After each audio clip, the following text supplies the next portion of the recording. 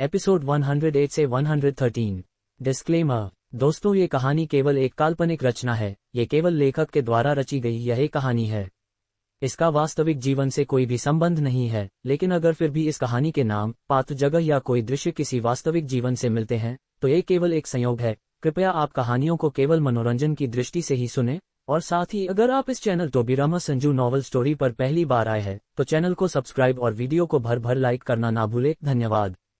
Episode 108। सिमरन ने अभी भी अपनी दोनों बाहें युवराज के गले में डाली हुई थी और वह धीरे धीरे युवराज के होठों के करीब अपने होंठ ले जा रही थी। सभी बॉडीगार्ड ने अपना चेहरा दूसरी तरफ फेर लिया था। वहीं युवराज के असिस्टेंट निखिल ने सिमरन और युवराज को एक दूसरे के इतना करीब देखकर दांत पीसते हुए खुद से कहा, बॉस ऐसा कैसे कर सकते हैं? क्या उनके दिल में आदत मैडम के लिए थोड़ी सी भी फीलिंग्स नहीं है? इस वक्त निखिल को इतना गुस्सा आ रहा था कि उसका दिल कर रहा था कि वह युवराज और सिमरन दोनों को एक दूसरे से अलग कर दे, पर वह जानता था कि वह चाहकर भी ऐसा नहीं कर सकता। वह भी अपना चेहरा दूसरी तरफ फेर कर खड़ा हो गया। सिमरन के हाथ युवराज के होठों के बेहद नजदीक आ चुके थे। सिमरन युवराज के होठों पर अपने होंठ रखना ही वाली थी कि युवराज ने अपने दोनों हाथों से उसे खुद से दूर धक्का देते हुए कहा, अगली बार से ऐसा कुछ करने की हिम्मत भी मत करना। कहते हुए युवराज गाड़ी के अंदर बैठ गया। उसने तेज आवाज के साथ गाड़ी का दरवाजा पटक कर बंद कर दिया। सिमरन तो हैरानी से युवराज को देखने लगी। युवराज के धक्का देने की वजह से वह लगभग जमीन पर गिरने ही वाली थी, पर उसने जैसे तैसे खुद को संभाल लिया था। सिमरन ने खुद से कहा, युवराज इस तरह से बर्ताव क्यों कर रहा है? पहले तो ऐसे बर्ताव नहीं करता था। सिमरन अपनी जगह पर मूर्ति की तरह खड़ी थी। उसे युवराज की हरकत पर गुस्सा भी आ रहा था, पर वह कुछ उल्टा सीधा करके युवराज को कोना अफोर्ड नहीं कर सकती थी। इसलिए उसने खुद को शांत किया और गहरी सांस लेकर गाड़ी का दरवाजा खोलकर अंदर बैठने की कोशिश करने लगी। तभी युवराज ने दांत पीसते हुए, निखिल, इसे लेकर दूसरी गाड़ी में मेंशन पहुंचो।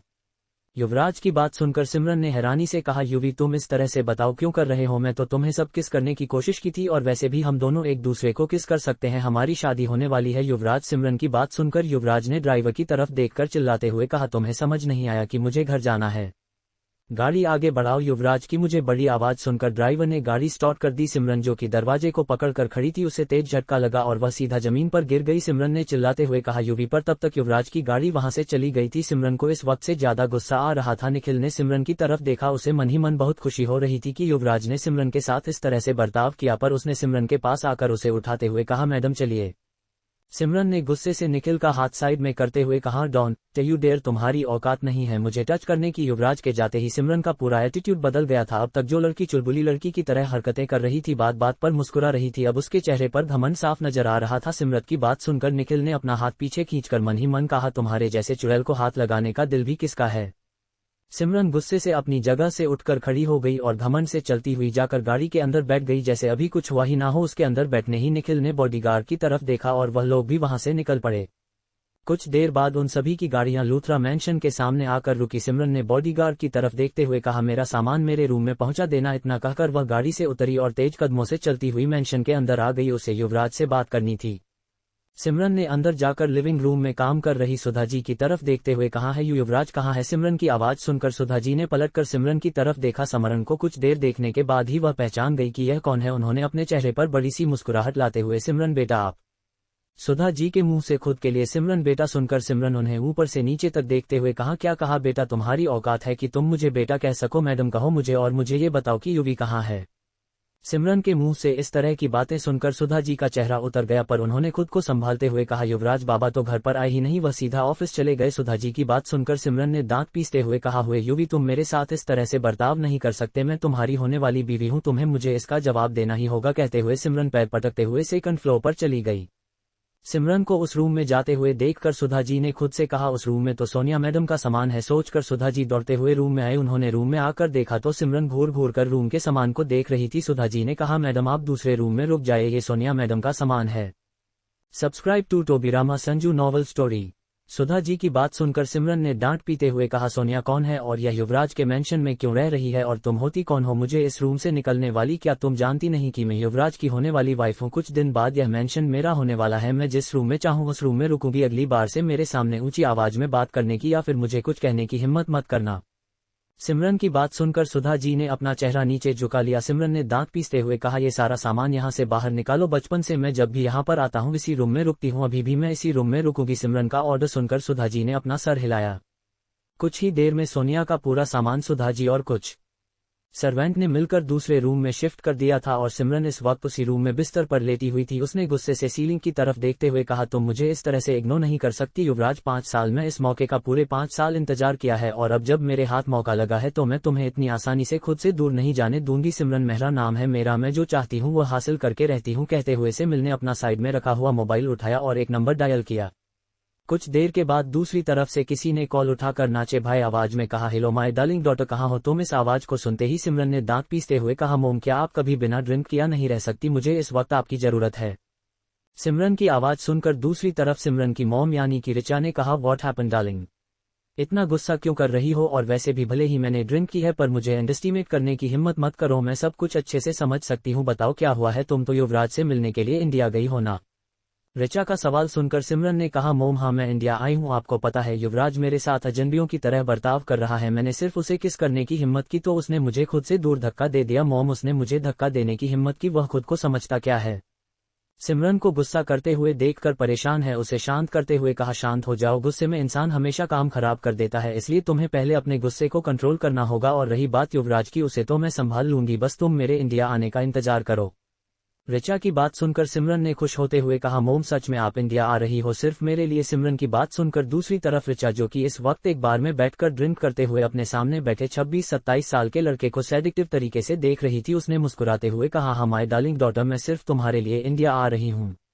रिचा की बात सुनकर सिमरन ने खुश होते हुए कहा, ओके मॉम, मैं आपके आने का इंतजार कर रही हूँ, लव यू, अपना ध्यान रखना और जल्दी आना। कहते हुए सिमरन ने कॉल कट कर दिया। वही कॉल कट होते ही रिचा ने शैतानी मुस्कुराहट के साथ कहा, मैं अपना बदला लेने के लिए इंडिया आ रही हूँ मैं डार्लिंग डॉटर। कहते हुए वह हंसने लगी।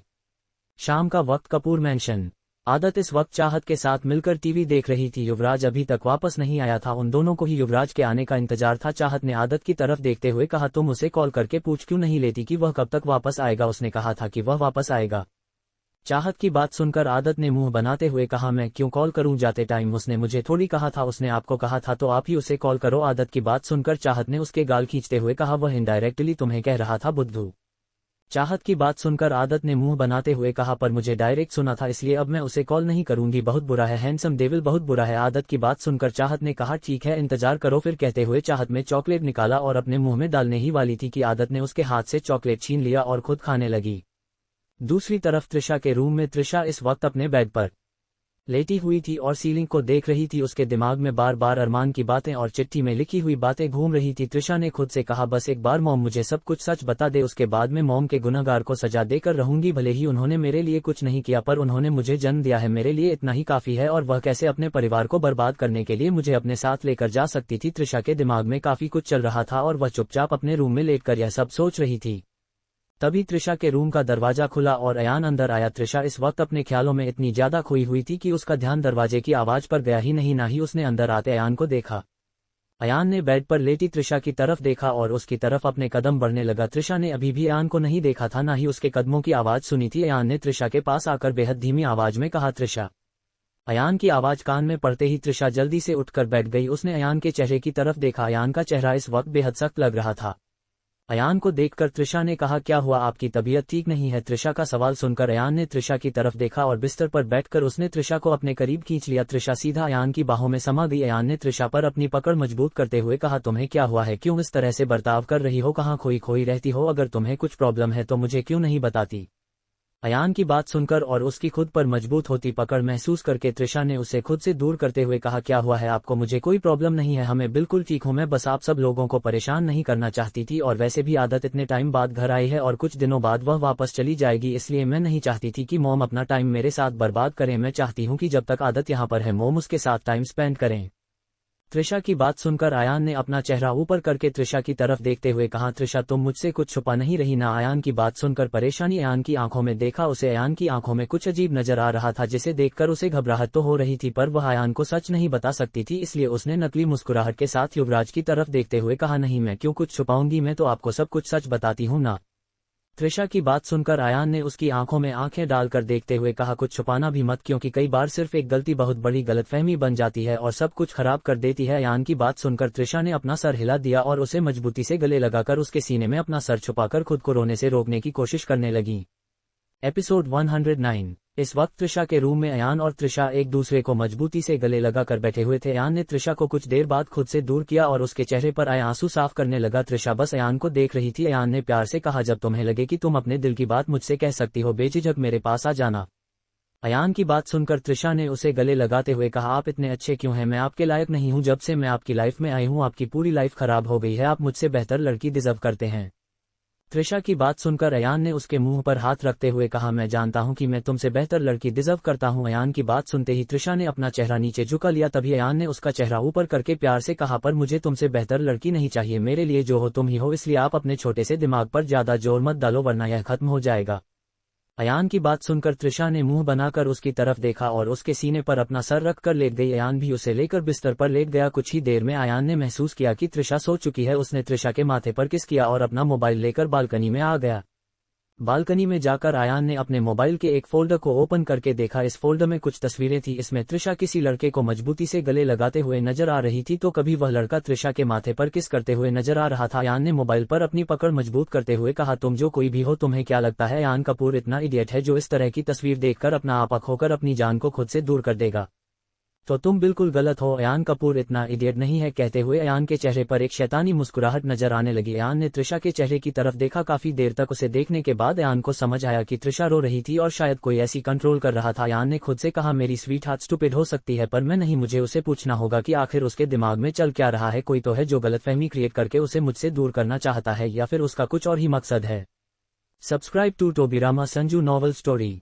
कुछ देर तक सोने के बाद अयान ने एक नंबर डायल किया। दूसरी तरफ से किसी ने कॉल उठाते हुए कहा, जी सर बोलिए। अयान ने बिना एक पल का इंतजार किया कहा, मैं तुम्हें कुछ फोटोज भेज रहा हूं, मुझे बताओ कि यह किसने मुझे भेजी है। तुम्हारे पास कल सुबह तक का वक्त है। इतना कहकर अयान ने कॉल कट कर दिया और चांद की तरफ देखने लगा। उसके चेहरे पर चांद को देखते हुए एक अजीब सी चमक नजर आ रही थी। कुछ देर बाद वह वापस आकर त्रिशा के बगल में उसे अपनी बाहों में भरकर लेट गया। त्रिशा भी किसी छोटे से बच्चे की तरह उससे चिपक गई। अयान ने त्रिशा के मासूम से चेहरे की तरफ देखते हुए कहा, तुम इतनी इडियट क्यों हो? क्यों किसी की भी बातों में आ जाती हो? कहते हुए अयान ने फिर से त्रिशा की माथे पर किस किया और अपनी आंखें बंद करके वह भी त्रिशा को मजबूती से गले लगाकर सुकून की नींद सो गया। दूसरी तरफ आदत के रूम में आदत अभी भी बिस्तर पर बैठी हुई थी और अपनी आंखें खुली रखने की कोशिश कर रही थी। रात का 1 बज चुका था पर अभी तक युवराज वापस नहीं आया था। अब आदत को रोना आ रहा था। उसने बिस्तर पर अपना हाथ पटकते हुए कहा, जब वापस आना नहीं था तो बोला क्योंकि वापस आऊंगा। कहते हुए उसकी आंखों से आंसू बहने लगे। उसने मजबूती से बड़े से टेडी बेयर को गले लगाते हुए कहा, ये बहुत बुरे हैं, हम हैंडसम डेविल से बिल्कुल बात नहीं करेंगे, हम उनके साथ 10 दिन बात नहीं करेंगे। नहीं 10 दिन बहुत ज्यादा होंगे। कहते हुए आदत क्यूट सा फेस बनाने लगी। हम उनके साथ 10 मिनट बात नहीं करेंगे। हाँ हम 10 मिनट बात नहीं करेंगे। कहते हुए आदत भी नींद की आगोश में चली गई। ड्रीमलाइट क्लब के प्राइवेट लॉन्च में इस वक्त एक हैंडसम सा शख्स अपने हाथ में ड्रिंक की गिलास लेकर ड्रिंक के एक सिप ले रहा था। वही उसके सामने बैठा इंसान एक बोतल अपने मुंह से लगाकर ड्रिंक पीते हुए अपने सामने बैठे इंसान को देख रहा था। काफी देर तक जब सामने वाले ने कुछ नहीं कहा तो उसी लड़के ने अपनी नशे भरी आवाज में कहा, आखिर तेरे दिमाग में चल क्या रहा है? युवी सिमरन वापस आ गई है तो शादीशुदा है, तूने उसे बताया नहीं, आखिर तो करना क्या चाहता है? कुंज ने लड़खड़ाती जबान में कहा। कुंज की आवाज सुनकर युवराज ने एक नजर उसकी तरफ देखा और दोबारा ड्रिंक करते हुए स्टेज पर डांस कर रही लड़कियों की तरफ देखने लगा। अच्छे से देखकर कुंज ने गुस्से से उसके हाथ से ड्रिंक की गिलास छीनते हुए कहा, मेरे सवाल का जवाब दे, उसके बाद तुझे जो करना है कर। एक तो तेरी वजह से मैं सोने की जगह पर यहाँ पर ड्रिंक कर रहा हूँ और तू है कि मुझे इग्नोर कर रहा है। This is not good at all. Kunj की आवाज सुनकर युवराज ने एरोगेंट वॉइस में कहा, क्योंकि मुझे तुम्हारी बकवास बातों का जवाब देने में कोई इंटरेस्ट नहीं है। कहते हुए वह दोबारा ड्रिंक करने लगा। युवराज की बात सुनकर कुंज ने गुस्से से उसकी तरफ देखते हुए कहा, ठरकी आदमी बीवी के होते हुए दूसरी बीवी बनाने की तैयारी तू कर रहा है और तुझे बकवास मेरी बातें लग रही है। तू है बकवास आदमी, तेरा करैक्टर बकवास है। कुंज की बात सुनकर युवराज की पकड़ उसके हाथ में पकड़े हुए गिलास पर मजबूत हो गई। कुछ नहीं, युवराज की तरफ नहीं देखा था, वह अभी भी नशे में बोल रहा था, तेरा करैक्टर ढीला है, मतलब इतनी क्यूट और प्यारी बीवी है तेरे पास, फिर भी उस डायन सिमरन के साथ शादी करनी है तुझे, मतलब एक घरवाली और एक बाहर वाली। कुंज की बात सुनकर युवराज ने इस बार ड्रिंक का गिलास जमीन पर पटकते हुए कहा, जस्ट शट अप। युवराज ने इतनी जोर से यह बात कही थी कि प्राइवेट लॉन्च में मौजूद सभी लोगों ने उसकी आवाज सुन ली और सभी लोग घबराते हुए उसकी तरफ देखने लगे। कुंज ने भी अपना चेहरा ऊपर उठाकर देखा तो युवराज की डरावनी लाल आंखें देखकर उसकी सांसें गले में अटक गई। उसने खुद से कहा, हे भगवान, कौन से जन्म का बदला ले रहे हो? कौन सा पाप किया था जो मुझे ऐसा दोस्त दिया जो हर वक्त मेरी जान लेने के लिए तैयार बैठा रहता है? इसका बस चले तो यह मेरा सारा खून पी ले। कुंज मन ही मन भगवान से दुआ कर रहा था, वहीं युवराज उसे गुस्से से घूर रहा था। युवराज ने कुंज की कॉलर को पकड़कर उसे अपने करीब खींचकर दांत पीसते हुए कहा, तुमसे किसने कहा कि मैं दूसरी शादी कर रहा हूं, और अगली बार से मेरे कैरेक्टर पर उंगली उठाने से पहले 1000 बार सोच लेना, वरना तुम्हारी जबान काटने से पहले मैं एक बार भी नहीं सोचूंगा। युवराज की बात सुनकर कुंज ने घबराते हुए कुछ कहने की कोशिश की, पर उसके मुंह से कुछ निकल ही नहीं रहा था। युवराज ने उसकी कॉलर को छोड़ दिया और तेज कदमों से बाहर चला गया। कुंज ने भी खुद को संभाल कर सबकी तरफ देखते हुए कहा, एंजॉय गाइस, इतना कहकर को दौड़ता हुआ युवराज के पीछे आ गया। युवराज क्लब के बाहर आकर गाड़ी की बोनट से टिककर खड़ा था और आसमान की तरफ देख रहा था। युवराज को इस तरह से देखकर कुंज दौड़ता हुआ युवराज के पास आ गया। उसने युवराज को बसू से पकड़कर उसकी तरफ देखते हुए कहा, हम सॉरी ना यार, इस तरह से गुस्सा क्यों कर रहा है तू। युवराज ने कुंज की तरफ एक नजर देखा भी नहीं, वह बस चांद को देखने लगा। ये देखकर कुंज ने बच्चों की तरह अपने दोनों कान पकड़ते हुए कहा, सॉरी ना, प्लीज माफ कर दे, तुम तो जानते हो ना कि मैं एक नंबर का गधा हूँ, इडियट हूँ, मेरी जबान कैंची की तरह चलती है जो किसी काम की नहीं है। कुंज की बात सुनकर युवराज ने उसकी गर्दन को दबोचते हुए कहा, बिल्कुल तुम एक नंबर के इडियट हो, इनफैक्ट तुमसे बड़ा इडियट मैंने अपनी पूरी लाइफ में नहीं देखा। और रही बात तुम्हारी इस जबान की, तो ये कुछ ज्यादा ही चलने लगी है, इसलिए मैं सोच रहा था कि मैं इसे काट दूं ताकि यह बेफिक्र में कहीं भी चले ना।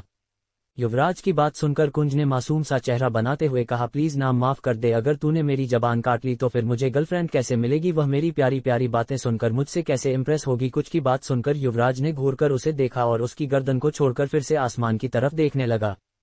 युवराज को दोबारा आसमान की तरफ देखते हुए देखकर कुंज ने उसके गले में अपना हाथ डालते हुए कहा, अंकल आंटी को ढूंढ रहा है। कुंज की बात पर युवराज ने कुछ नहीं कहा, वह बस आसमान की तरफ देखता रहा।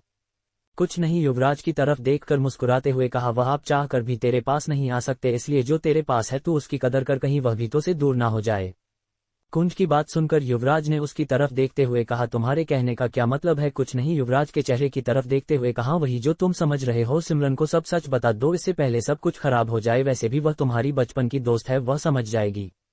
कुंज की बात सुनकर युवराज ने हंसते हुए कहा, क्या तुम सिमरन को जानते नहीं, तो मैं सच में लगता है वह समझ जाएगी। युवराज की बात सुनकर कुंज चुप हो गया, क्योंकि वह भी सिमरन को अच्छे से जानता था। आखिर में उसने गहरी सांस लेते हुए कहा, तो तुम क्या सच में सिमरन से शादी करने वाले हो, क्या तुम मेरी क्यूट लिटिल भाभी को धोखा देने वाले हो। देखो, अगर तुमने उन्हें धोखा दिया ना, तो मैं तुमसे दोस्ती खत्म कर लूंगा और उनके लिए हैंडसम सा लड़का ढूंढ लूंगा, उन्हें बहुत सारे लड़के मिल जाएंगे, इसलिए तुम ये सोचना ही मत कि तुम्हारे छोड़ने के बाद मेरी क्यूट सी भाभी उदास रहेगी। कुंज की बात सुनकर युवराज ने दांत पीसते हुए कहा, मेरे सामने मेरी बीवी के लिए लड़की ढूंढने की बात कर रहे हो, लगता है तुम्हें मरने की कुछ ज्यादा ही जल्दी है। युवराज की बात सुनकर कुंज ने अपनी घबराहट को छुपाते हुए कहा, ऐसी बात नहीं है, मतलब तुम अपनी मंगेतर को लेकर अपने मेंशन में आओगे, वह भी मेरी क्यूट लिटिल भाभी के होते हुए, तो फिर मुझे उनके बारे में कुछ सोचना ही होगा ना।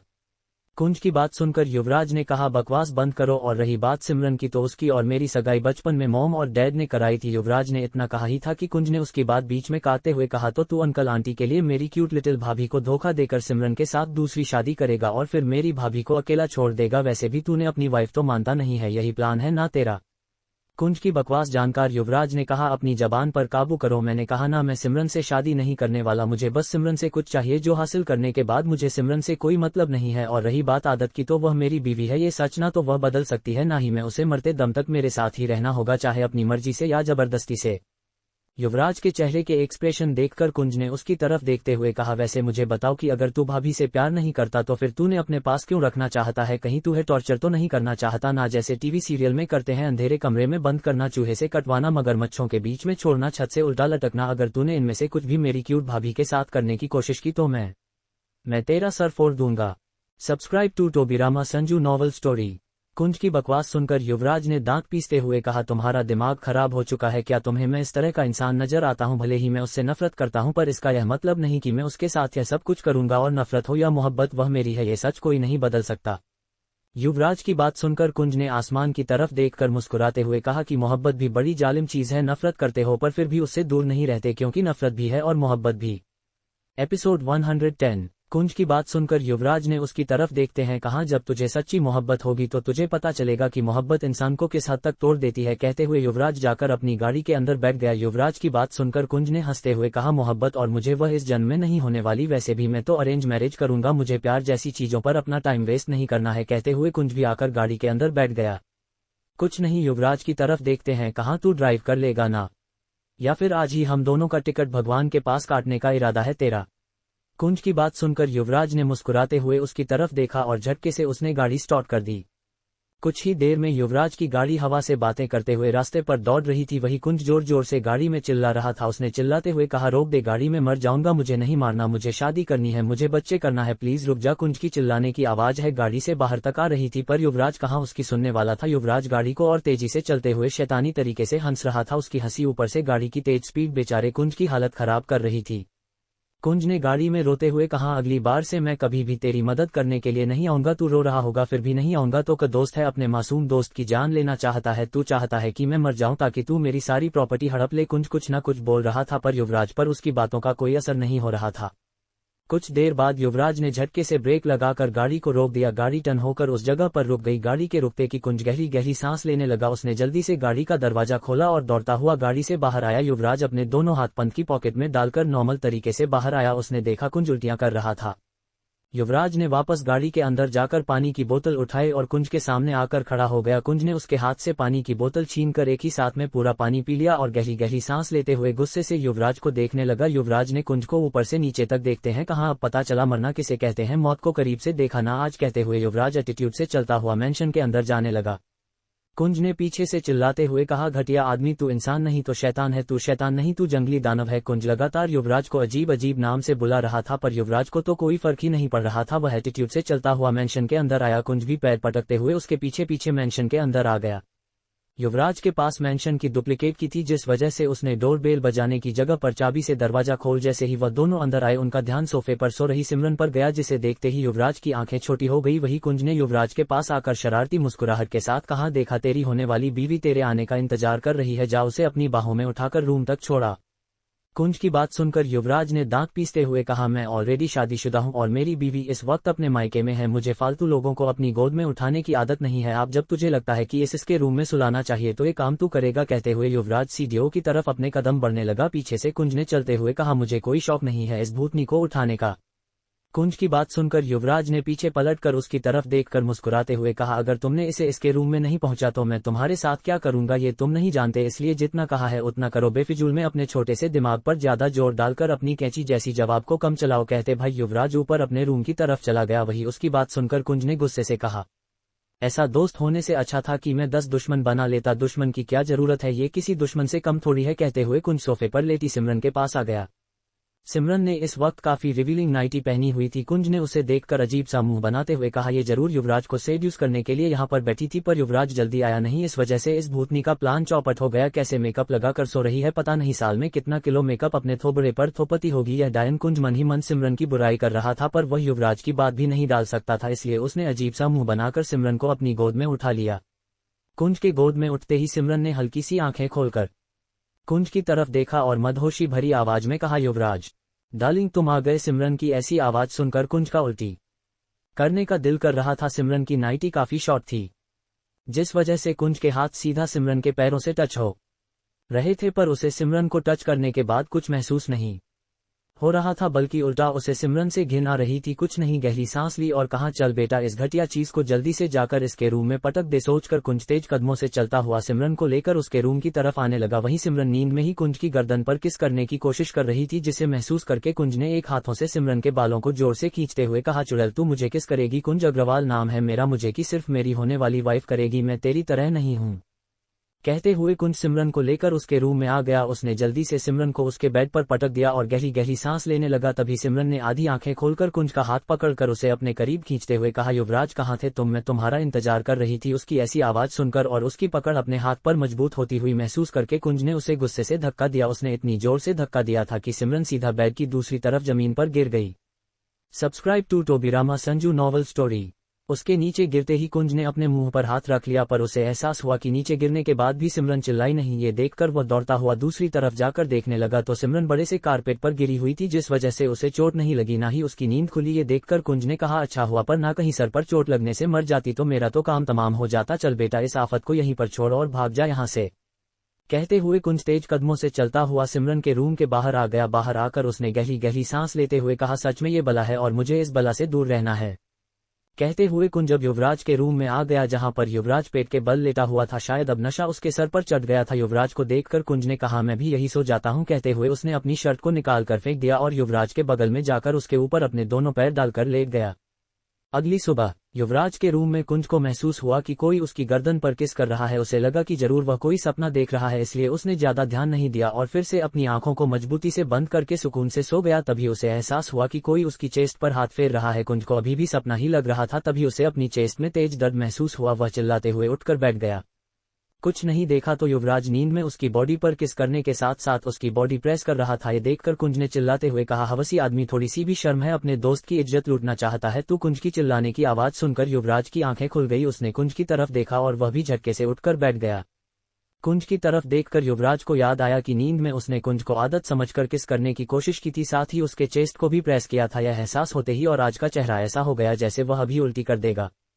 कुंज ने अपने दोनों हाथों से अपने सीने को ढक कर रखा था। उसने रात में ही शॉट को निकाल कर फेंक दिया था, जिस वजह से इस वक्त वह ऊपर से नेकेड था। उसने युवराज की तरफ देखते हुए कहा, मुझे बिल्कुल भी नहीं लगा था कि तू इस तरह की शौक रखता होगा। इतनी खूबसूरत बीवी है, मेकअप की दुकान तेरे पीछे पड़ी है, लड़कियां तेरे पीछे लाइन लगाकर खड़ी रहती है और तू अपने बेस्ट फ्रेंड की इज्जत पर हाथ डालना चाहता है। कहते हुए कुंज ने मजबूती से अपने सीने को अपने दोनों हाथों से छुपा लिया। कुंज की बात सुनकर युवराज ने दांत पीसते हुए कहा, बकवास बंद करो। युवराज की बात पर कुंज ने उसे अपनी बड़ी बड़ी आंखों से देखते हुए कहा, मैं बकवास कर रहा हूं? मुझे नींद में तुम किस कर रहे थे? तुमने मुझे यहाँ पर? कहते हुए उसने अपना हाथ हटाया और अपने चेस्ट की तरफ सारा किया, प्रेस किया। कहते हुए उसने जल्दी से अपने सीने को छुपा लिया। कितने ज्यादा ठरकी हो तुम? युवराज ने कुंज की तरफ देखा और अजीब सा मुंह बनाते हुए बिस्तर से उठकर खड़ा हो गया। कुंज ने युवराज की तरफ देखते हुए कहा, मुझे जवाब दो, अगर आज मेरी इज्जत लूट लेते तो फिर क्या करते तुम? युवराज ने गुस्से से कुंज की तरफ देखते हुए कहा, तुम्हारी जान ले लेता, और रही बात तुम्हारी इज्जत लूटने की तो तुम्हारे पास इज्जत है ही नहीं। कहते हुए युवराज बाथरूम की तरफ चला गया। वहीं कुंज ने खुद की तरफ देखते हुए कहा, हे भगवान, कैसा दिन आ गया है, एक लड़का भी सुरक्षित नहीं है। क्या होगा इस दुनिया का? मुझे नहीं रहना इस गोले पर, मैं चला मंगल। कहते हुए वह भी बिस्तर से उठकर खड़ा हो गया। उसने एक नजर बाथरूम की तरफ देखा और अपने मुंह पर हाथ रखकर हंसने लगा। वह भी समझ गया था कि नींद में युवराज उसे आदत समझकर उसके साथ यह सारी हरकतें कर रहा था, पर एक पल के लिए वह भी डर गया था कि कहीं अगर युवराज नींद में ही उसके साथ कुछ उल्टी सीधी हरकत कर देता तो वह अपनी होने वाली वाइफ को कैसे मुंह दिखाता। सिमरन के रूम में सूरज की करने के रूम में आने की वजह से जमीन पर पड़ी हुई सिमरन की आंख खुल गई। उसने उठकर बैठने की कोशिश की तो उसे अपनी कमर में तेज दर्द महसूस हुआ। सिमरन ने अपना सर पकड़ लिया और उठकर बैठ गई। उसे याद आया कि किस तरह से रात को ड्रिंक करने के बाद वह लिविंग रूम में ही युवराज का इंतजार कर रही थी और रात में कोई उसे उसके रूम में छोड़ने के लिए आया था। ये सोचते ही सिमरन ने खुद से कहा, युवराज। कहते हुए उसने खुद को देखा तो इस वक्त वह बिस्तर पर नहीं थी। सिमरन ने कहा, मैं कहाँ हूँ? कहते हुए उसे एहसास हुआ कि इस वक्त वह फ्लोर पर बैठे हुए कारपेट पर है। वह जल्दी से उठकर खड़ी हो गई और इस नाइटी में रूम से बाहर आ गई। वह कॉरिडोर में युवराज की तरफ देख रही थी। युवराज के रूम का दरवाजा बंद था। सिमरन युवराज के दरवाजे के पास आ गई। वह दरवाजे पर खटखटाना ही वाली थी कि तभी उसे लिविंग रूम से किसी की चिल्लाने की आवाज सुनाई दी।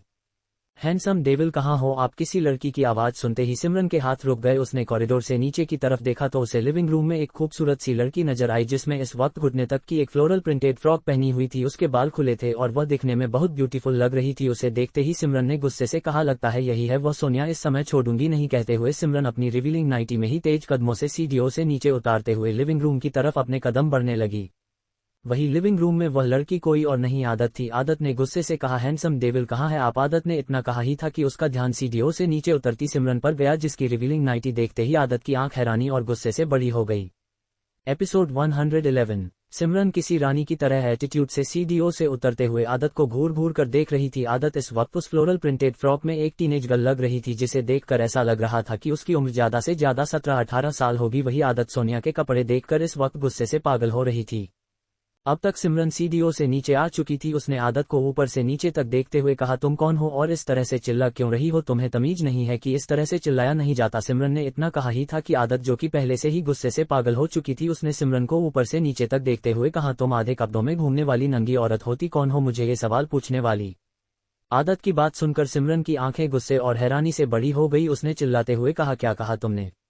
सिमरन की बात सुनकर आदत ने दांत पीसते हुए कहा, दिमाग के साथ साथ कान भी खराब है क्या तुम्हारे, नंगी औरत?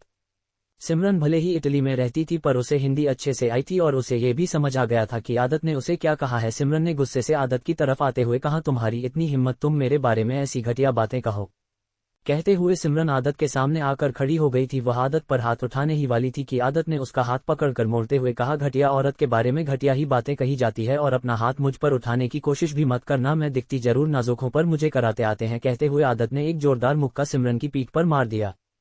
सिमरन जो कि रात को बिस्तर से नीचे गिर गई थी, उसे अपनी कमर में पहले ही दर्द हो रहा था और आदत के मुक्का मारते ही उसके मुंह से एक जोरदार चीख निकल गई। वह घुटनों के बल फ्लोर पर बैठ गई और दर्द भरी नजरों से आदत की तरफ देखने लगी, जो कि उसे ऐसे देख रही थी जैसे उसका गला घोटकर उसकी जान ले लेगी।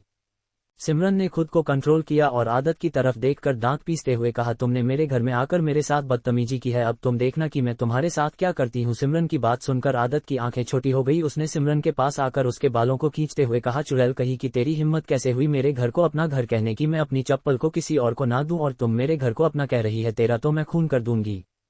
आदत ने काफी मजबूती से सिमरन के बालों को पकड़ कर रखा था। सिमरन को दर्द हो रहा था। उसने आदत को दूर धक्का देते हुए कहा, छोड़ो मुझे। सिमरन ने काफी जोर से धक्का दिया था, जिस वजह से नाजुक सी आदत सीधा फ्लोर पर गिर गई। नीचे गिरते ही आदत के हाथ पर उसे तेज दर्द महसूस हुआ। उसने गुस्से से अपना चेहरा ऊपर उठकर सिमरन की तरफ देखा, जो कि उठने की कोशिश कर रही थी। आदत ने गुस्से से कहा, चुड़ैल तूने मुझे नीचे गिराया, आज तो मैं तुझे छोड़ूंगी नहीं। कहते हुए आदत जल्दी से अपनी जगह से उठकर खड़ी हो गई और सिमरन कुछ कर पाती इससे पहले ही आदत है साइड के टेबल पर रखा हुआ सारा पानी उठाकर सिमरन के ऊपर डाल दिया। सिमरन ने गुस्से से आदत की तरफ देखा। सिमरन की रिवीलिंग नाइटी पानी गिरने की वजह से और भी ज्यादा रिवीलिंग नजर आ रही थी। आदत ने उल्टी जैसा मुंह बनाते हुए कहा, मुझे एक बात बताओ, जब तुम्हें ऐसे कपड़े पहने हैं जिसमें तुम्हारी पूरी बॉडी नजर आती है तो फिर कपड़े पहनती क्यों हो, नंगी ही घूमो। Subscribe to Tobirama Sanju novel story. आदत की बात सुनकर सिमरन ने चिल्लाते हुए कहा, तुझे मैं छोड़ूंगी नहीं, तेरी हिम्मत कैसे हुई मेरे साथ यह सब कुछ करने की। सिमरन की बात सुनकर आदत ने दांत दिखाते हुए कहा, हिम्मत के बारे में तो पूछो ही मत। आदत लूथरा नाम है मेरा, मेरे अंदर जितनी हिम्मत है ना इतनी हिम्मत शायद ही किसी के अंदर हो। आदत के मुंह से आदत लूथरा सुनकर सिमरन ने उसकी तरफ देखा और कहा, क्या कहा तुमने, क्या नाम है तुम्हारा। सिमरन की आवाज सुनकर आदत ने उसे ऊपर से नीचे तक देखते हैं कहा, देखा भिखारी अम्मा, मुझे बार बार एक ही बात रिपीट करने का कोई शौक नहीं है, सुनाई दिया तो ठीक है वरना यहाँ से दफा हो जाओ। आदत के मुंह से भिखारी सुनकर सिमरन ने अपनी जगह से खड़े होकर दांत पीसते हुए कहा, तुमने भिखारी किसे कहा। सिमरन की बात पर आदत ने अपने बालों को एटीट्यूड से पीछे करते हुए कहा, किस कहां से क्या मतलब है, यहाँ पर तुम्हें तुम्हारे अलावा कोई और भिखारी नजर आ रहा है, तुम ही हो भिखारी, फटे पुराने कपड़े पहनने वाली भिखारन। आदत की बात सुनकर अब सिमरन का दिमाग खराब हो रहा था। वह आदत को गुस्से से कुछ कहती उससे पहले ही उन दोनों के कानों में युवराज की गरजती हुई आवाज पड़ी, क्या हो रहा है यहाँ पर। युवराज की आवाज सुनते ही दोनों ने पलट कर देखा तो सीढ़ियों से नीचे इस वक्त युवराज आ रहा था। उसके चेहरे पर इस वक्त बहुत ज्यादा गुस्सा नजर आ रहा था। युवराज के ही पीछे कुंज आ रहा था। युवराज को देखते ही सिमरन, जो कि अभी तक गुस्से से आदत के ऊपर चिल्ला रही थी, अचानक से ही उसने जोर जोर से रोना शुरू कर दिया। उसने रोते हुए कहा, युवी देखो ना इस लड़की ने मेरे साथ क्या किया, उसने मुझे थप्पड़ मारा, उसने मुझे नीचे गिराया और मेरे ऊपर पानी भी डाल दिया। कहते हुए सिमरन दौड़ते हुए सीधा युवराज की तरफ भागी। युवराज अब तक सीढ़ियों से नीचे आ गया था। आदत भी गुस्से से अपनी जगह पर खड़ी होकर युवराज की तरफ देख रही थी। सिमरन दौड़ते हुए जाकर युवराज से लिपट गई और उसे मजबूती से पकड़कर फूट फूट कर रोने लगी। युवराज उसके दोनों हाथ पंथ की पॉकेट में थे। सिमरन की अचानक से गले लगने की वजह से वह हैरानी से सिमरन की तरफ देखने लगा। वही आदत जो कि अब तक अपने गुस्से को कंट्रोल कर रही थी, उसने चिल्लाते हुए कहा, तो मेरा शक सही था, कल रात को आप इसी डायन के साथ रंगलियां मना रहे थे। आदत की बात सुनकर युवराज हैरानी से उसे देखने लगा। वह इतना हैरान हो गया था कि वह सिमरन को खुद से दूर करना भी भूल गया। वही आदत की बात सुनकर सिमरन ने अपना चेहरा ऊपर उठकर युवराज की तरफ देखते हुए कहा, देखा युवी, ये लड़की कितनी घटिया बातें बोल रही है, उसने मुझे क्या कुछ नहीं बोला, तुम सोच भी नहीं सकते कि इस वक्त मुझे कैसा महसूस हो रहा है। सिमरन आगे कुछ कह पाती इससे पहले ही उसके सर पर एक बड़ा सा फूलदान आकर लगा। सिमरन के मुंह से एक चीख निकल गई और उसके माथे से खून निकलने लगा। युवराज और कुंज हैरानी से आदत की तरफ देखने लगे, जो कि अब काली माता का दूसरा रूप नजर आ रही थी। आदत ने चिल्लाते हुए कहा, आपको क्या लगता है आप मुझे धोखा दोगे, दूसरी लड़की के साथ अफेयर रखोगे, उसके साथ रात भर रंग रसिया मनाओगे और मैं आपको माफ कर दूंगी, तो ऐसा सोचने की गलती भी मत कीजिएगा मिस्टर युवराज लूथरा। आदत नाम है मेरा, आपकी जान लेकर रहूंगी और रही बात मेरी, तो मैं बहुत खूबसूरत हूं, मुझे आपसे ज्यादा हैंडसम लड़के मिल जाएंगे, मैं धोखेबाजों के लिए रोने वालों से तो बिल्कुल नहीं हूं। कहते हुए आदत लिविंग रूम में रखा हुआ सामान उठाकर युवराज और सिमरन को फेंक फेंक कर मार रही थी।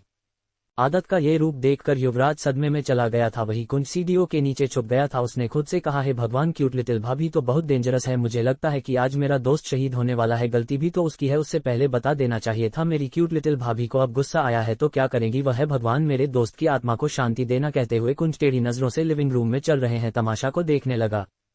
सिमरन अपने दोनों हाथों से अपने सर को पकड़कर अपने खून को रोकने की कोशिश कर रही थी, तभी उसके हाथ पर एक और बड़ा सा फ्लावर वास आकर लगा। सिमरन ने चिल्लाते हुए कहा, युवराज कुछ करो, यह पागल लड़की तुम्हारी और मेरी जान ले लेगी।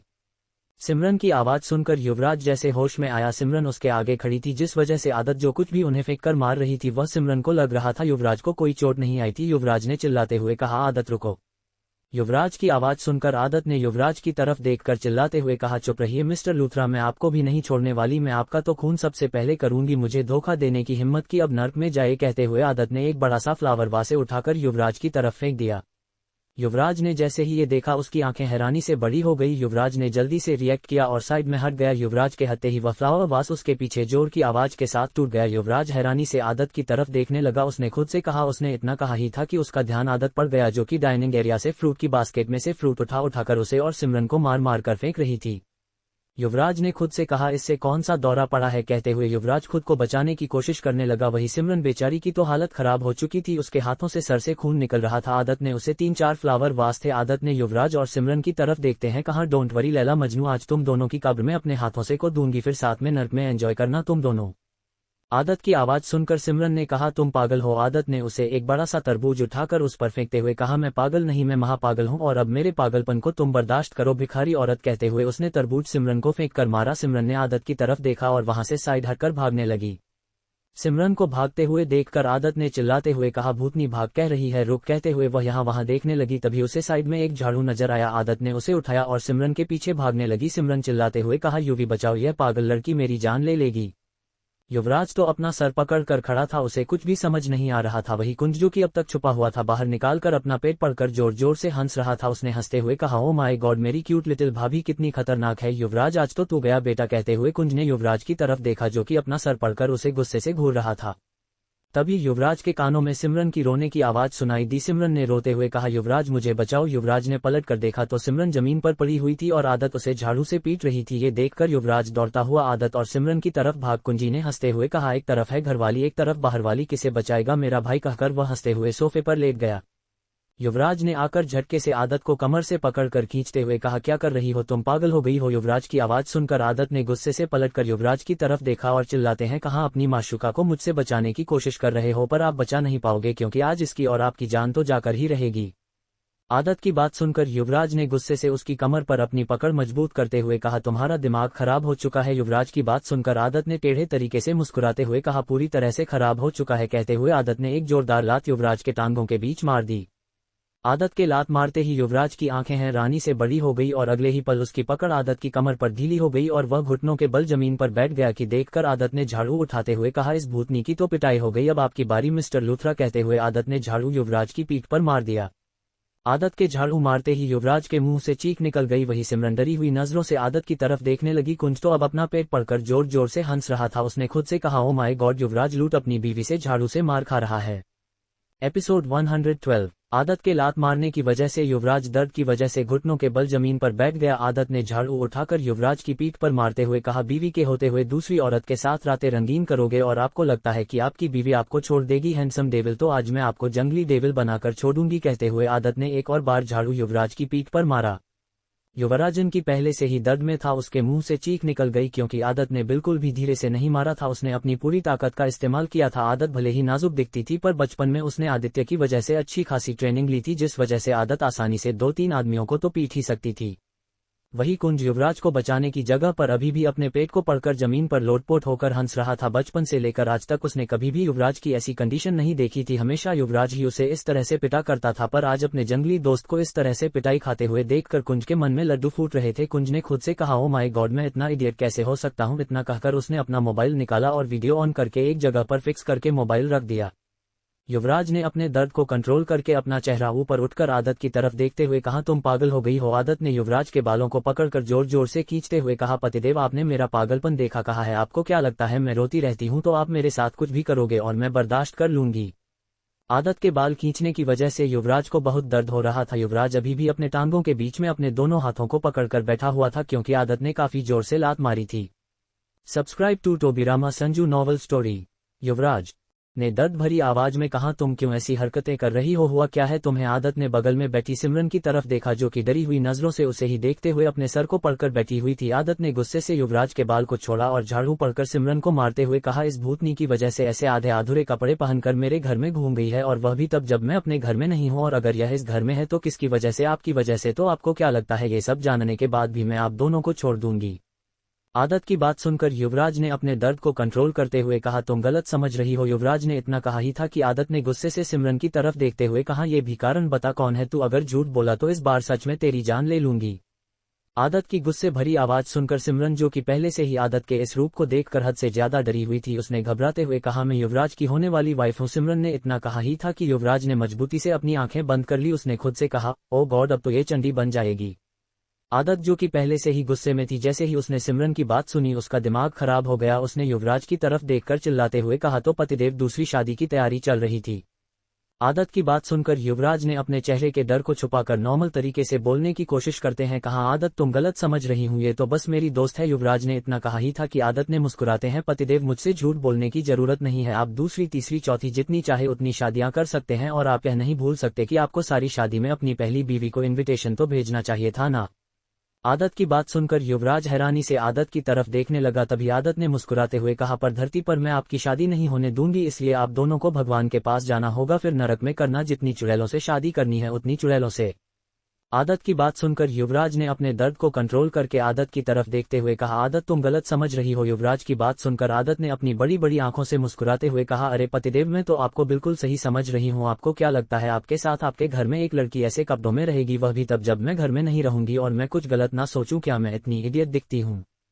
आदत की बात सुनकर युवराज ने कुछ कहने की कोशिश की तो आदत ने युवराज के पास आकर उसके गले में अपनी दोनों बाहें डालकर मुस्कुराते हुए कहा, पतिदेव, अगर ऐसे ही एक घर में सिर्फ मैं और कोई अनजान लड़का रहे और जब आप मेरे पास आए तो आपको वह लड़का आधे अधूरे कपड़ों में मेरे साथ नजर आए तो आप क्या सोचोगे? अगर यही हरकत मैं करती तो आप मेरे कैरेक्टर पर उंगली उठाने से पहले आप एक बार भी नहीं सोचते हैं ना? कहते हुए आदत दिलकश तरीके से मुस्कुरा रही थी।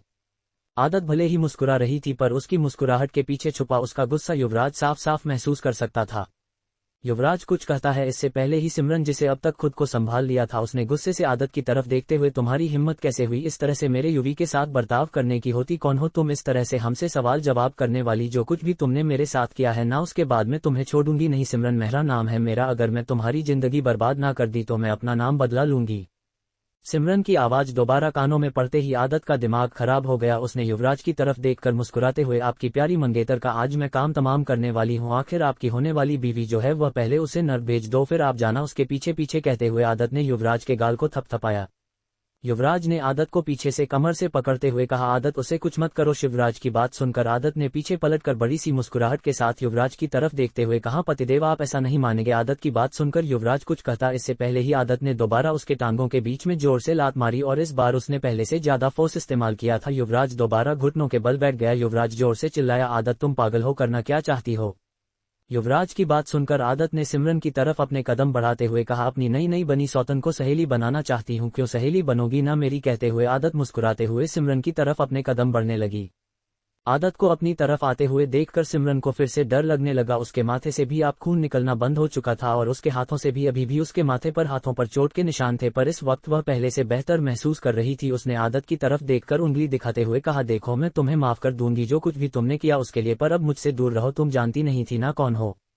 सिमरन की बात सुनकर आदत ने मुस्कुराते हुए कहा, मैं तुम्हें बहुत अच्छे से जानती हूँ, तुम तो भिखारन हो जिसे भीख में मेरा पति चाहिए। टेंशन मत लो, मैं तुम्हारे लिए अपने सड़े हुए करेले पति को छोड़ दूंगी। क्यों पतिदेव आप जाएंगे ना अपनी चुड़ैल के पास? रहते हुए आदत में पलटकर युवराज की तरफ देखा जो अभी भी अपने दर्द को कंट्रोल करने की कोशिश कर रहा था।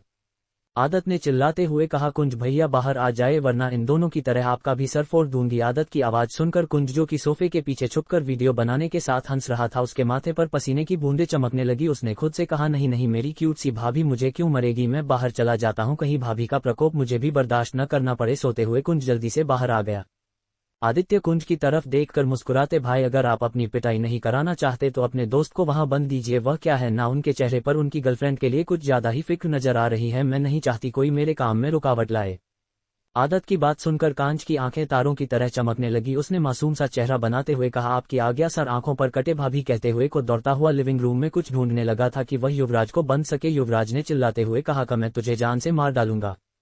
कुंज ने एक रस्सी अपने हाथ में पकड़कर युवराज की तरफ देखकर मुस्कुराते हुए कहा, भाई मेरी जान लेने के लिए पहले तुझे जिंदा रहने की जरूरत है और मुझे नहीं लगता कि आज तू जिंदा रहेगा। लगता है आज मेरी भाभी तुझे नरक भेजकर ही रहेगी। कहते हुए कुछ नहीं युवराज के पास आकर उसे जबरदस्ती बांध दिया। युवराज को अभी दर्द हो रहा था जिस वजह से वह खुद को नहीं बचा पाया। युवराज आदत की तरफ देख रहा था जो कि सिमरन के सामने जाकर खड़ी हो गई थी। सिमरन ने आदत की तरफ देखकर उसे खुद से दूर धक्का देने की कोशिश करते हुए कहा, दूर रहो मुझे। आदत ने सिमरन के दोनों हाथों को पकड़कर उसकी पीठ के पीछे मोड़ते हुए कहा, अरे सौतन की, इतनी आसानी से कैसे छोड़ दूं आपको।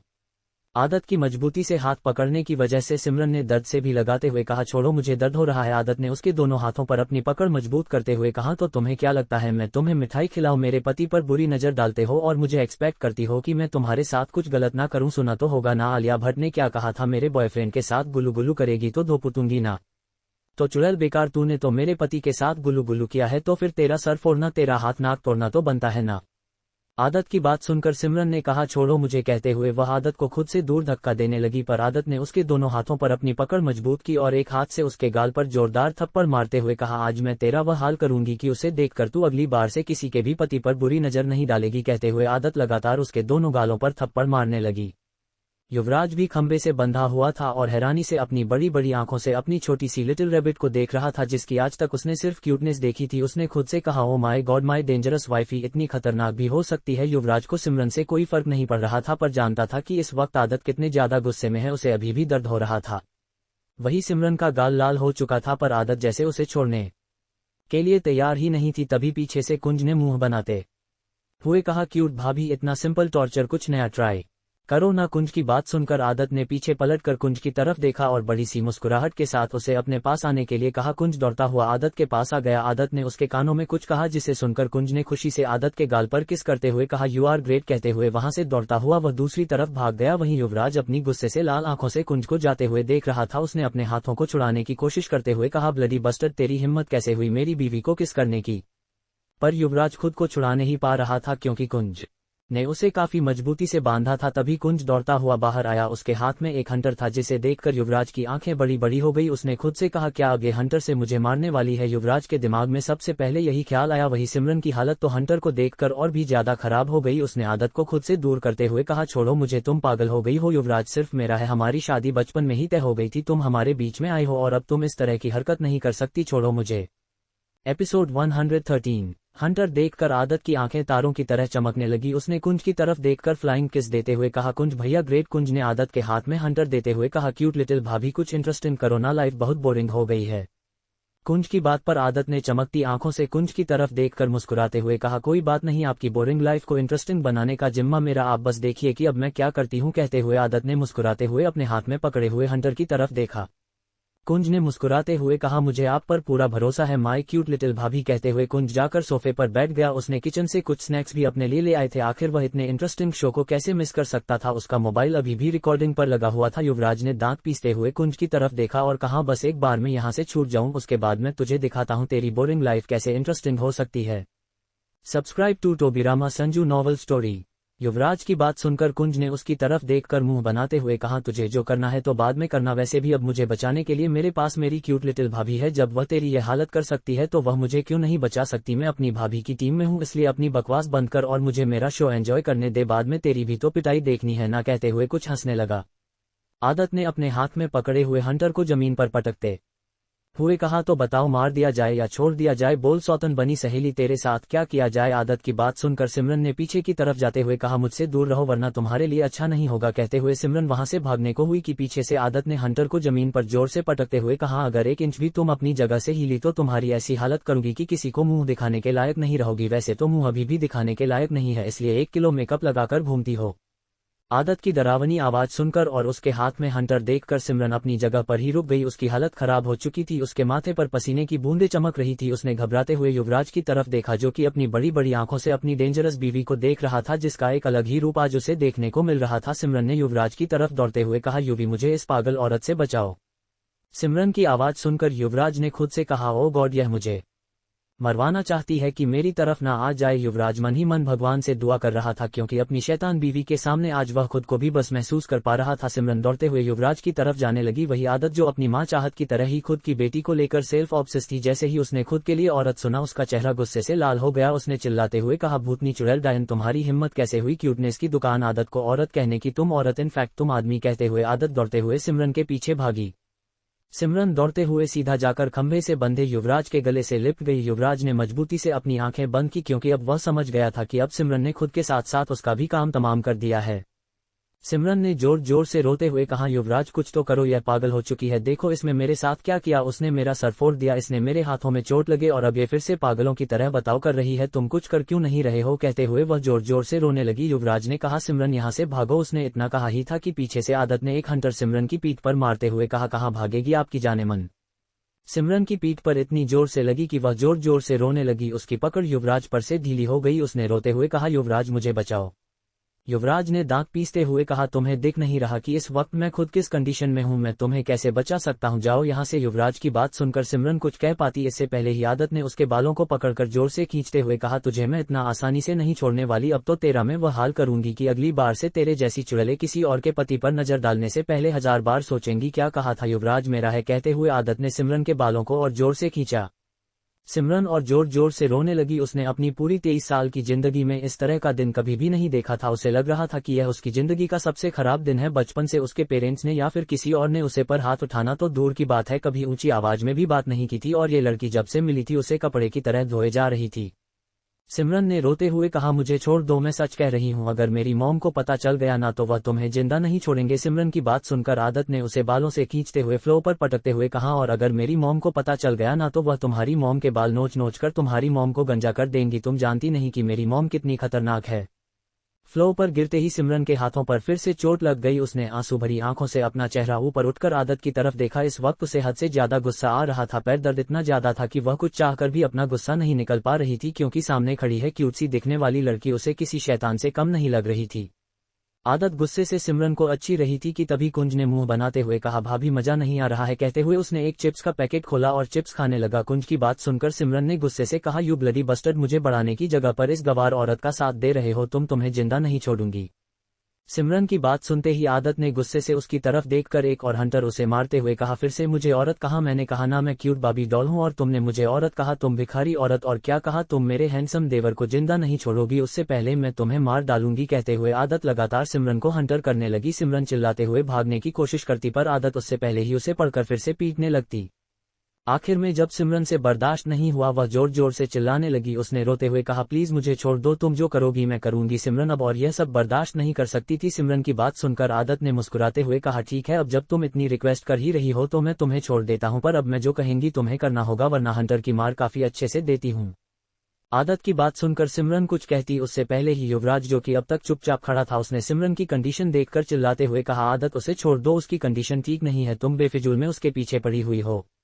युवराज की आवाज सुनते ही आदत ने गुस्से से पलटकर युवराज की तरफ देखा और तेज कदमों से चलती हुई युवराज के सामने आकर खड़ी हो गई। युवराज ने आदत की तरफ देखा, जो कि इस वक्त बेहद गुस्से में लग रही थी। युवराज ने भी इस बार बिना डरे कहा, देखा आदत, तुम गलत समझ रही हो, हमारी सगाई बचपन में हुई थी और मैंने ही सिमरन को हमारी शादी के बारे में नहीं बताया। युवराज ने इतना कहा ही था कि आदत ने युवराज की शर्ट को अपने दोनों हाथों से एक साथ पकड़कर खींच लिया। इसी के साथ युवराज की शर्ट के सारे बटन टूटकर नीचे गिर गए। युवराज हैरानी से आदत की तरफ देखने लगा। आदत ने युवराज की तरफ देखा और कहा, कुछ ज्यादा ही बोल रहे हैं आप, पतिदेव बीवी का साथ देने की जगह पर बाहर वाली का साथ दे रहे हो, पनिशमेंट तो आपको भी मिलनी चाहिए। कहते हुए आदत ने युवराज के सीने पर अपने होंठ रखे। आदत के होंठ अपने सीने पर महसूस करते ही युवराज की आंखें बंद हो गई। वहीं दूर खड़ी सिमरन ने जैसे ही ये देखा, उसका दिमाग गुस्से से खराब हो गया। युवराज अभी कुछ महसूस कर पाता इससे पहले ही उसके मुंह से जोरदार चीख निकल गई। आदत ने उसके सीने पर काफी जोर से काटा था। युवराज और कुछ समझ पाता है इससे पहले ही आदत क्यों राज के सीखने के दूसरी तरफ काटने लगी। आदत की हरकतें देखकर युवराज ने चिल्लाते हुए कहा कि तुम पागल हो गई हो। आदत ने अपना चेहरा ऊपर करके क्यूट सी आवाज में कहा, पति देव, मैं पागल नहीं बल्कि मैं महापागल हूं, और अब मेरा पागलपन जिंदगी भर आपको ही बर्दाश्त करना है। कहते हुए आदत युवराज के सीने से लेकर उसकी गर्दन तक बाइट करने लगी। युवराज अपने दर्द को कंट्रोल करने की कोशिश कर रहा था, क्योंकि आदत नॉर्मल तरीके से नहीं बल्कि काफी ज्यादा फोर्स का यूज करके उसे बाइट कर रही थी। युवराज की पूरी बॉडी पर लाल और नीले निशान बन चुके थे। आदत ने उनको देखकर सेटिस्फैक्शन भरी मुस्कुराहट के साथ कहा, देखो मैंने अपने प्यार की मोहर आप पर छोड़ दी है, अब अगर आपके मुंह से एक और शब्द निकला तो सबके सामने आपकी इज्जत लूटने से पहले एक बार भी नहीं सोचूंगी, कुछ समझ की समझाओ पतिदेव। कहते हुए आदत युवराज को आंख मारकर पलटकर सिमरन की तरफ आ गई। युवराज मुंह खोलकर आदत को देखने लगा। वही कुंज ने सीटी बजाते हुए कहा, बिंदास भाभी। कुंज की आवाज सुनकर युवराज ने घूरकर उसे देखा तो कुंज ने मुंह बनाते हुए कहा, और डरपोक पति। कहते हुए वह हंसने लगा। आदत ने सिमरन की तरफ देखा, जो कि गुस्से से अपनी जगह से खड़ी होकर उसे ऐसे देख रही थी जैसे उसका खून करना चाहती हो। आदत ने अपनी आंखों को टिमटिमाते हुए कहा, क्या हुआ सौतन बनी सहेली जी, ऐसे क्यों देख रही हो मुझे, क्या तुम्हें भी मुझसे प्यार हो गया। कहते हुए आदत हंसने लगी। आदत की बात सुनकर सिमरन ने गुस्से से कहा, देखो तुम्हारा बहुत हो गया, अब मैं और कुछ बर्दाश्त नहीं करूंगी। मुझे नहीं पता कि तुम्हारी और युवराज की शादी कब हुई, कैसे हुई, पर मैं इस रिश्ते को नहीं मानती। बचपन में ही मेरी और युवराज की शादी तय हो गई थी, जब हमें शादी के बारे में कुछ पता भी नहीं था। उसी वक्त हमारी सगाई भी हो गई थी और यह रही सगाई की अंगूठी। कहते हुए उसने अपनी रिंग फिंगर आदत को दिखा दी, जिसमें एक खूबसूरत सी अंगूठी थी जो कि दूर से ही किसी का भी ध्यान आकर्षित कर सकती थी। आदत ने युवराज की तरफ देखकर गुस्से से कहा, पतिदेव अपनी बीवी को एक वेडिंग रिंग गिफ्ट नहीं की और इस चुड़ैल को वेडिंग रिंग देकर रखी है। आपसे तो बाद में हिसाब लूंगी, पहले इस भूतनी का हिसाब लूंगी। कहते हुए आदत सिमरन के पास आ गई। हंटर अभी भी उसके हाथ में था। सिमरन जो अब खुद को संभाल चुकी थी, हंटर देखकर फिर से घबराने लगी। सिमरन के पास आकर आदत ने कहा, अब तो मैं तेरा वह हल करूंगी जो तूने कभी सोचा भी नहीं होगा। कहते हुए आदत ने चिल्लाते हुए कहा, रामू काका, सुधा आंटी। आदत के चिल्लाने की आवाज सुनकर सर्वेंट जो कि चुप चुप कर ये सब कुछ देखकर हंस रहे थे, दौड़ते हुए आदत के सामने आ गए। आदतें उनकी तरफ देखकर टेढ़े तरीके से मुस्कुराते हुए कुछ कहा, जिसे सुनकर उन सबकी आंखें बड़ी बड़ी हो गई। वह दौड़ते हुए वह सब लाने के लिए चले गए। वहीं सिमरन ने कहा, तुम करना क्या चाहती हो? सिमरन की बात सुनकर आदत ने उसके चेहरे के करीब आकर मुस्कुराते हुए, क्या है ना, काफी दिनों से मैं किसी की शादी में नहीं गई, इसलिए मुझे नागिन डांस देखना है, और जब मेरे सामने इच्छाधारी जहरीली नागिन है तो नागिन डांस देखना तो बनता है ना। आदत की बात सुनकर सिमरन हैरानी से उसकी तरफ देखने लगी। आज के लिए बस इतना ही। नेक्स्ट एपिसोड में होगा बवाल। नेक्स्ट एपिसोड आएगा 2 घंटे बाद या फिर पहले भी आ सकता है। अभी मैं लिखने के लिए बैठूंगी, मुझे नहीं पता कि कितना टाइम लगेगा। वैसे आपको आदत का ये रूप कैसा लगा? चुलबुली सी आदत को इतना डेंजरस बनते हुए देखकर क्या युवराज की तरह आप सब लोग भी सदमे में चले गए? बेटी ऐसी तो माँ कैसी होगी? सोचो सोचो। नेक्स्ट एपिसोड का इंतजार करना, तब तक के लिए बाय बाय।